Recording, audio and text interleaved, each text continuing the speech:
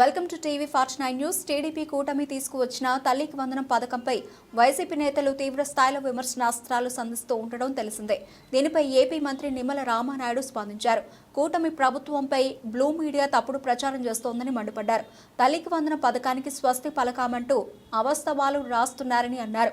తాను ఎన్నికల ప్రచారంలో చేసిన వ్యాఖ్యలో వీడియోను వైసీపీ నేతలు ప్రెస్ మీట్లలో ప్లే చేస్తూ ఉండడం పట్ల నిమ్మల కౌంటర్ ఇచ్చారు. 2019 ఎన్నికల సమయంలో వైఎస్ భారతి కూడా అమ్మఒడిపై ఇదే రీతిలో ప్రచారం చేస్తున్న వీడియోను నిమ్మల తన ప్రెస్ మీట్ లో ప్లే చేశారు. తమ ప్రభుత్వం అధికారంలోకి వచ్చి 30 రోజులే అయిందని పథకం అమలుకు విధి విధానాలపై ఆలోచిస్తున్నామని నిమ్మల రామానాయుడు స్పష్టం చేశారు. తల్లికి వందనం పథకం ఓ పండుగలా నిర్వహిస్తామని, ప్రతి విద్యార్థికి 15,000 రూపాయలు ఇస్తామని ఉద్ఘాటించారు. ఇచ్చిన మాట నిలబెట్టుకునే ప్రభుత్వం తమది అని అన్నారు. తల్లులను కూడా మోసం చేసిన చరిత్ర వైసీపీది. తల్లికి వందనం పథకంపై మాట్లాడే అర్హత వైసీపీ నేతలకు లేదని నిమ్మల రామానాయుడు ధ్వజమెత్తారు.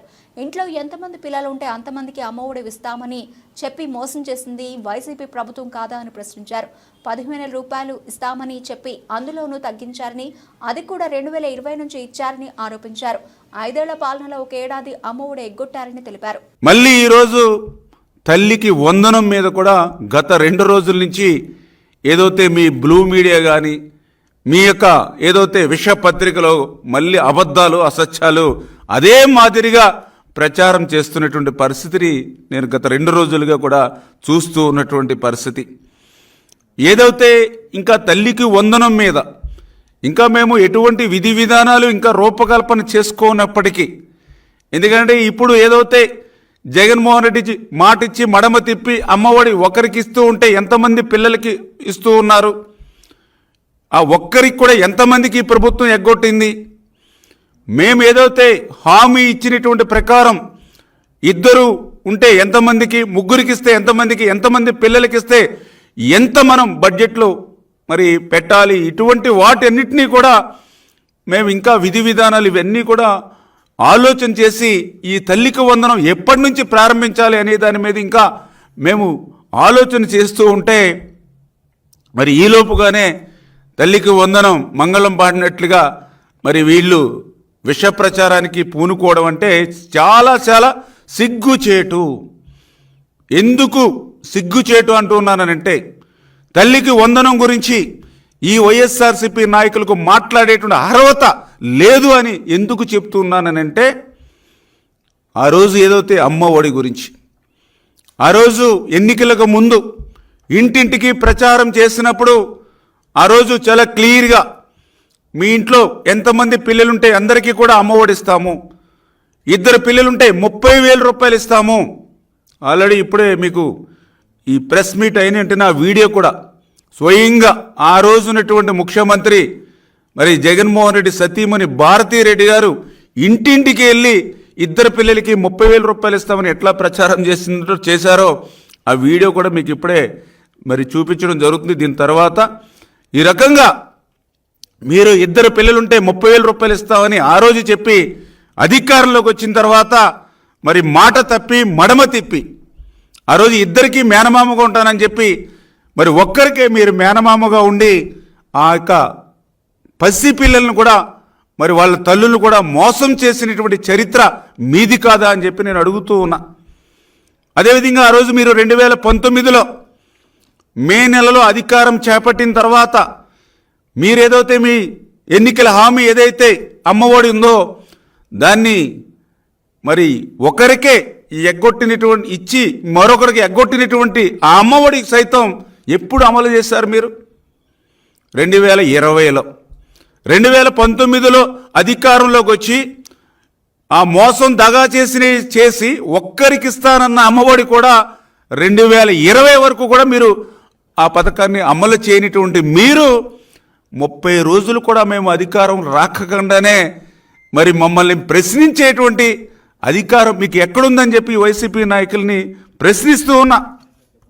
ఏదైతే ఆ రోజు అమ్మఒడి మోసం దగాతో 15,000 రూపాయలు అన్నారు, తర్వాత దాన్ని 14,000 రూపాయలు అన్నారు, తర్వాత మళ్ళీ మీరు 13,000 రూపాయలు ఇచ్చారు.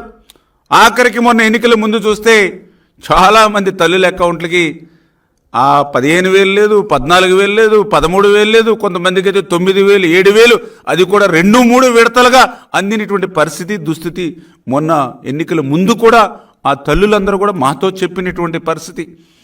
అంటే మీరు 30,000 రూపాయలు ఇస్తారని మాట తప్పారు, కనీసం ఒక్కరికి ఇస్తారన్న 15,000 రూపాయలు కూడా ఇవ్వలేకుండా దాన్ని 14, 13, 9కి మరి మోసం దగా చేసినటువంటి మీరు తల్లికి వందనం గురించి మాట్లాడేటువంటి అర్హత మీకు ఎక్కడుంది? అదే ఈరోజు ప్రశ్నిస్తూ ఉన్నా.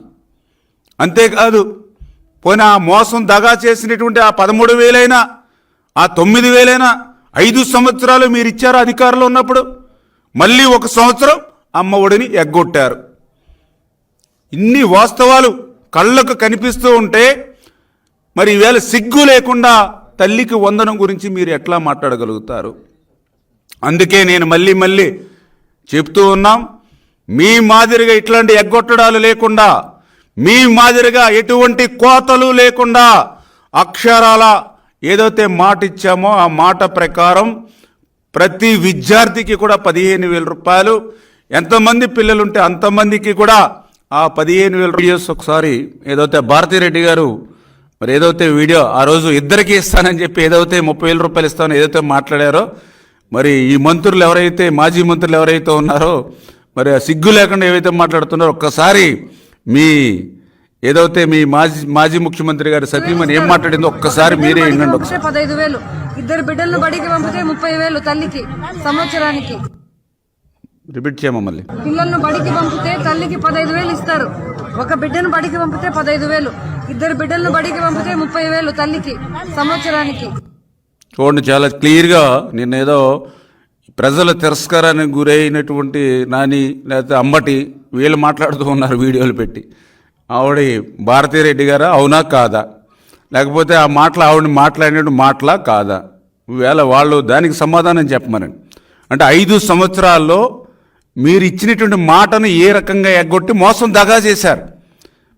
మేము కూడా తల్లికి వందనం ఇస్తామని చెప్పాము, ఇద్దరు కానీ ఎంతమంది ఉంటే అంతమందికి. మేము వచ్చింది 30 రోజులే, మాకు ఇంకా సమయం ఉంది. ఈ సమయంలో విధి విధానాలు రూపొందించుకుని మేము అమలు చేసుకుంటాం.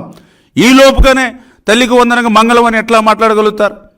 5 సంవత్సరాలు మీకు ఏదైతే 2019, 2024 మీకు ఇచ్చినటువంటి ఆ పీరియడ్ని మీరు చెప్పినటువంటి మాట అమలు చేశారా? మరి అట్లా ఎగ్గొట్టినటువంటి వాళ్ళు మా గురించి మాట్లాడేటువంటి అర్హత ఎక్కడుంది? దయవుంచి అందరూ కూడా ఆలోచన చేయమని అడుగుతూ ఉన్నాం.